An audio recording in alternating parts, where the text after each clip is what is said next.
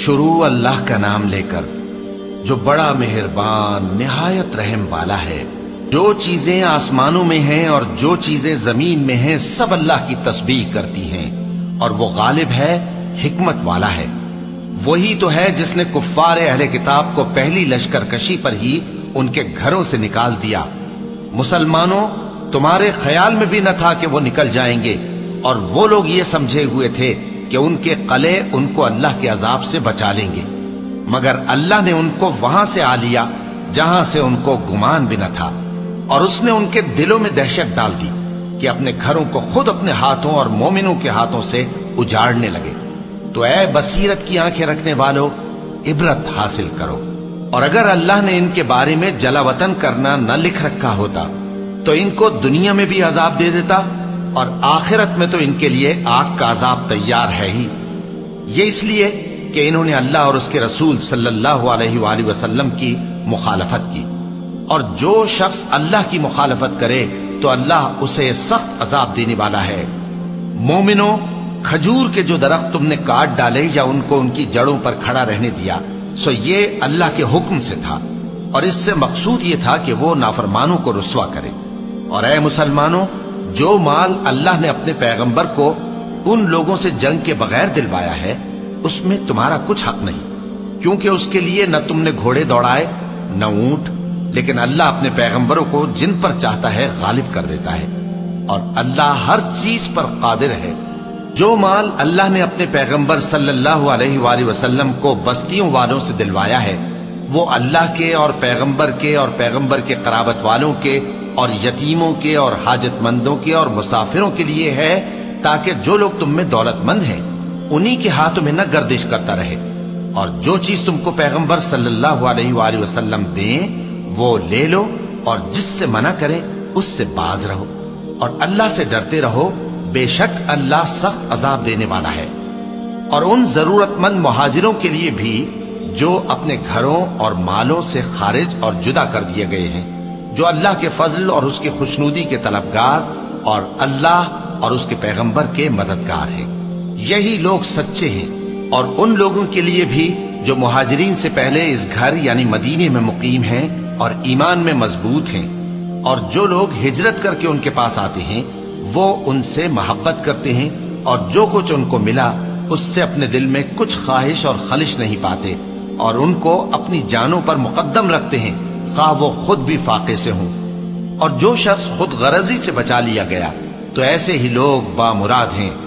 اور ان کے لیے بھی جو ان مہاجرین کے بعد آئے اور دعا کرتے ہیں کہ اے پروردگار، ہمارے اور ہمارے بھائیوں کے جو ہم سے پہلے ایمان لائے ہیں گناہ معاف فرما، اور مومنوں کی طرف سے ہمارے دل میں کینہ و حسد نہ پیدا ہونے دے۔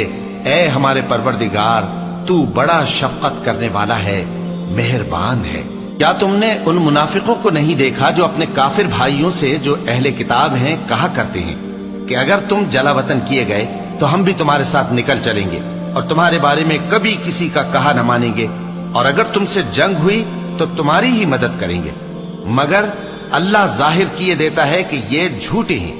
اگر وہ نکالے گئے تو یہ ان کے ساتھ نہیں نکلیں گے، اور اگر ان سے جنگ ہوئی تو یہ ان کی مدد نہیں کریں گے، اور اگر مدد کریں گے بھی تو پیٹ پھیر کر بھاگ جائیں گے، پھر ان کو کہیں سے بھی مدد نہ ملے گی۔ مسلمانوں، تمہاری ہیبت ان لوگوں کے دلوں میں اللہ سے بھی بڑھ کر ہے، یہ اس لیے کہ یہ سمجھ نہیں رکھتے۔ یہ سب جمع ہو کر بھی تم سے نہیں لڑ سکیں گے، مگر بستیوں کے قلعوں میں پناہ لے کر یا دیواروں کی اوٹ سے۔ ان کے آپس میں بھی بڑی لڑائی رہتی ہے، تم خیال کرتے ہو کہ یہ اکٹھے ہیں، حالانکہ ان کے دل پھٹے ہوئے ہیں۔ یہ اس لیے کہ یہ بے عقل لوگ ہیں۔ ان کا حال ان لوگوں کا سا ہے جو ان سے کچھ ہی پیشتر اپنے کرتوت کی سزا کا مزہ چکھ چکے ہیں، اور ان کے لیے دکھ دینے والا عذاب تیار ہے۔ منافقوں کی مثال شیطان کی سی ہے کہ انسان سے کہتا رہا کہ کافر ہو جا، پھر جب وہ کافر ہو گیا تو کہنے لگا کہ مجھے تجھ سے کچھ سروکار نہیں، مجھ کو تو اللہ رب العالمین سے ڈر لگتا ہے۔ تو دونوں کا انجام یہ ہوا کہ دونوں دوزخ میں جائیں گے، ہمیشہ اس میں رہیں گے، اور بے انصافوں کی یہی سزا ہے۔ اے ایمان والو، اللہ سے ڈرتے رہو، اور ہر شخص کو دیکھنا چاہیے کہ اس نے کل یعنی آخرت کے لیے کیا سامان بھیجا ہے، اور ہم پھر کہتے ہیں کہ اللہ سے ڈرتے رہو، بے شک اللہ تمہارے سب اعمال سے خبردار ہے۔ اور ان لوگوں جیسے نہ ہو جانا جنہوں نے اللہ کو بھلا دیا تو اللہ نے انہیں ایسا کر دیا کہ وہ خود اپنے آپ کو بھول گئے۔ یہی لوگ ہیں نافرمان۔ اہل دوزخ اور اہل بہشت برابر نہیں، اہل بہشت ہی کامیابی حاصل کرنے والے ہیں۔ اگر ہم یہ قرآن کسی پہاڑ پر نازل کرتے تو تم اس کو دیکھتے کہ اللہ کے خوف سے دبا اور پھٹا جاتا ہے۔ اور یہ مثالیں ہم لوگوں کے لیے بیان کرتے ہیں تاکہ وہ غور کریں۔ وہی اللہ ہے جس کے سوا کوئی معبود نہیں، پوشیدہ اور ظاہر کا جاننے والا، وہ بڑا مہربان ہے، نہایت رحم والا ہے۔ وہی اللہ ہے جس کے سوا کوئی عبادت کے لائق نہیں، بادشاہ حقیقی، ہر عیب سے پاک، سلامتی دینے والا، امن دینے والا، نگہبان، غالب، زبردست، بڑائی والا۔ اللہ مشرکوں کے شرک سے پاک ہے۔ وہی اللہ تمام مخلوقات کا خالق، ایجاد و اختراع کرنے والا، صورتیں بنانے والا، اس کے سب اچھے سے اچھے نام ہیں۔ جتنی چیزیں آسمانوں اور زمین میں ہیں سب اس کی تسبیح کرتی رہتی ہیں، اور وہ غالب ہے، حکمت والا ہے۔ صدق اللہ العظیم۔